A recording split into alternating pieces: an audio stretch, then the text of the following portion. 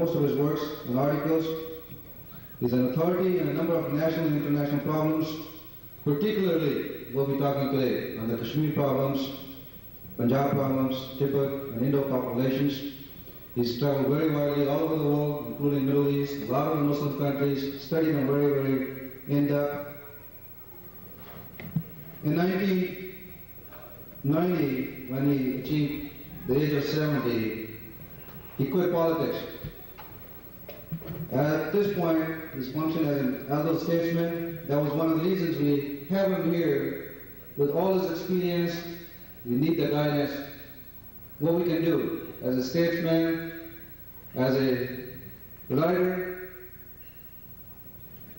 Ladies and gentlemen, this legend is none else but Professor Prahlad Jadhav. Please welcome Professor Prahlad Jadhav.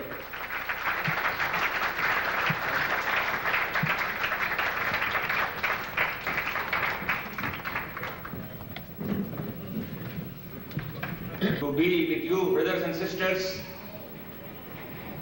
living in the States, to consider a problem which is not just a Kashmir problem, which is not just an Indian problem, but which is part of the world problem, which may engulf the country, the world, in a third world war. I mean the Islamic problem, the Muslim problem. And have come here at a time the world is undergoing major changes.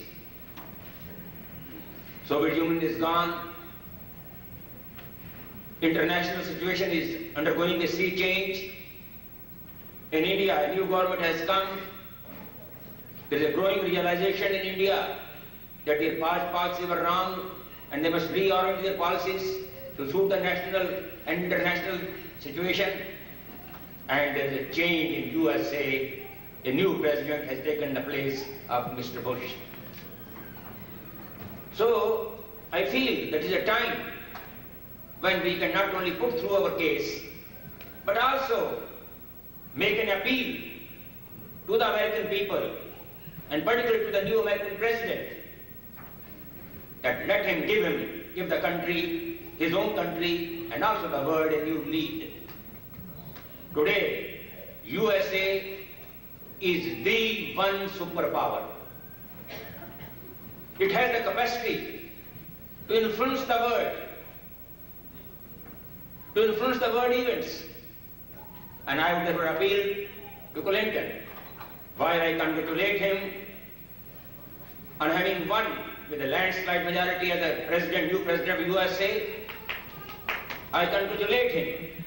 At the same time, I appeal to him that not only USA, but the entire democratic world, and India is the largest democracy, India also, look to him for new guidance.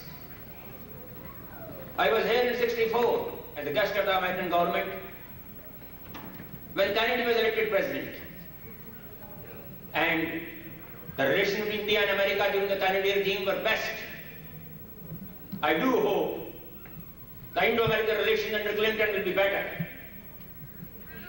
I do hope that Mr. Clinton will understand the problem of Kashmir and give up the policy of double standards. Look at the Indian problem, look at the Kashmir problem, look at the human rights problem in Kashmir and elsewhere with the same eyes with which you look at the problem in Lebanon, you look at the problem in Israel. Human society is one.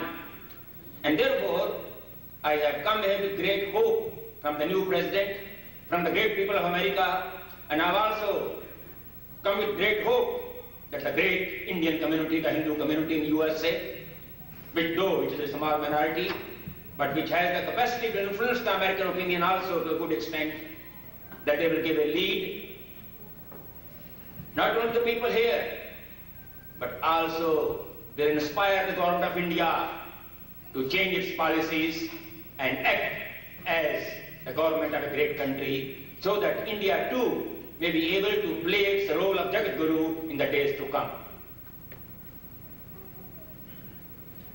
The issue today is Kashmir, minorities, and human rights. And I will deal with the problem in this order. First I take Kashmir. What is Kashmir? Kashmir is the biggest valley at the height of 5,000 feet above sea level. The valley of the Tista, now called Jhelum. Its maximum width is 80 miles, length is 80 miles, and width is 40 miles. Its area is about 3,500 square miles. It is surrounded on all sides by high mountains. It was a great lake sometime, but then there was a great Rishi Kashyap. He drained out that water near Baramulla. It became a valley. It became a habitat of a great people. And the new land that came out of that lake came to be called the home of Kashyap, Kashyap Mar, from which the name Kashmir comes. It is the abode of Rishi Kashyap. And it became the cradle of the great Vedic Hindu culture. The people there excelled in all fields, philosophy, culture, painting, architecture. The great Mardan temple, its ruins are even awe-inspiring, and produced great things like Lalita. But that history had its wheel. It also fell on bad days. Islamic invaders came. Kashmir came under Islamic rule, Khorasani rule, and Sikandar Butt II followed a policy of genocide, killing all people. A few families were able to escape, then again came back. They persisted. And today, whatever Kashmir you see, the Kashmiri culture, the Kashmiri way of life, it is these Kashmiri Hindus who have seen the vicissitudes of history, who have the survival of the instinct of survival. They have maintained it. Aurangzeb tried to drive them out. Guru Tegh Bahadur Ji laid down his life and saved them. But what Sikandar Butt II could not do, what Aurangzeb could not do, unfortunately, that has happened when India is free. This is the greatest matter of shame for us, and we have to undo this shame. And maybe Kashmir may prove to be the starting point of the reversal of history, and a change may come about which of all of us could be proud in days to come.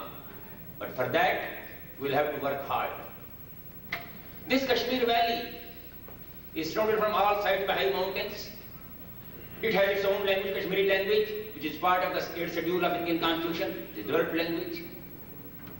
And all through the history, because of its geographical conditions, it has been either a separate kingdom or a separate province of bigger Indian Empire, Mauryan Empire, Mughal Empire, and Sindh Empire.